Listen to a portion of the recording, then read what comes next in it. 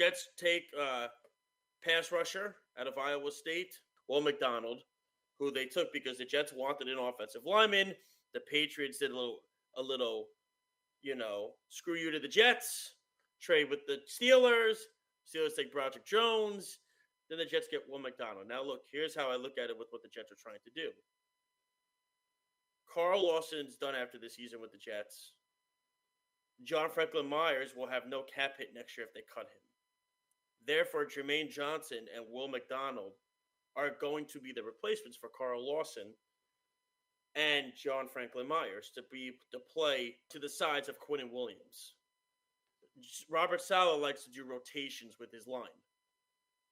We don't know if this is going to be a good pick or not. Listen, I'm not going to go against Joe Douglas, the guy drafted offensive and defensive rookies of the year last year.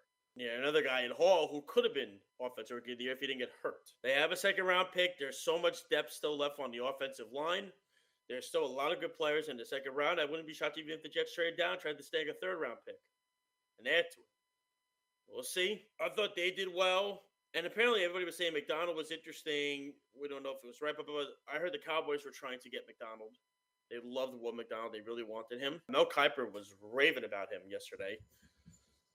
He went on record saying that he thinks he's the best pass rusher in this draft, probably next to Will Anderson. I don't know if I go that far, but we'll see. You never know how guys develop. Other teams that made interesting moves, in Jigba going to the Seahawks. Nice move for them.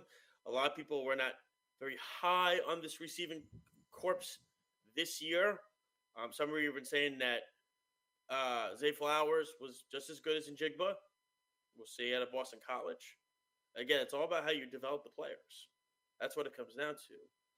How you develop everybody. Anthony Richardson going to the Colts, so he's going to be a project. We know that, but he's a freak athlete. And I'm going to get into Will Levis with Speedy a little bit later in the show and discuss whoever Will Levis's agent is. I'll touch base on it quickly now. Whoever Will Levis's agent is, he should be fired. And here's the reason why. You made this kid go to the draft. Now, here's what I look at.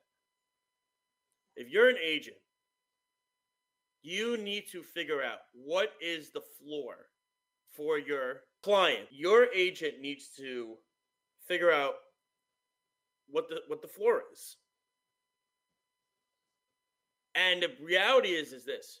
Clearly, the agent did not know what the floor was for Will Levis. Your client, if you feel, here's the thing, Jalen Carter only met with teams in the top 10. That was his floor, was top 10. So you send him to the draft.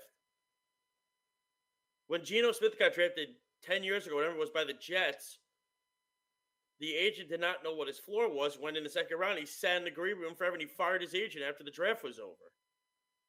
These clients need to understand when you're sending these kids to the draft, what is it that can happen when you're doing this?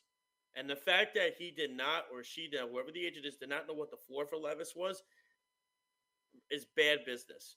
Because this kid sat there last night. And what annoyed me even more was that ESPN and NFL Network kept showing this kid. It bothers me when the networks do that. It really does. It ticks me off when the networks do that. Because the kid already feels bad enough as it is. Let's just keep showing his face and making him look miserable. The agent clearly did not know what the floor was for Levis. You have to, in my opinion, pick and choose who you're going to meet with. Jalen Carter knew what the floor was. Obviously, Bryce Young knew it was going number one. C.J. Stroud knew what the floor was. Will Levis was really the out of all the quarterbacks, people knew Stroud, Young, Richardson. People knew those three were going first round, but nobody did. Now look, I know ESPN had the analytics that got 0.1%. Levis wasn't going in the first round. But out of the four quarterbacks, he was the one that everybody had the most questions about. So it's bad business on the part of the agent to send this kid there. Because then Levis could have just stayed at home. Honestly. That's the reality of the whole thing. Could have just stayed at home, did that. And to me, I think it's just a bad job on there.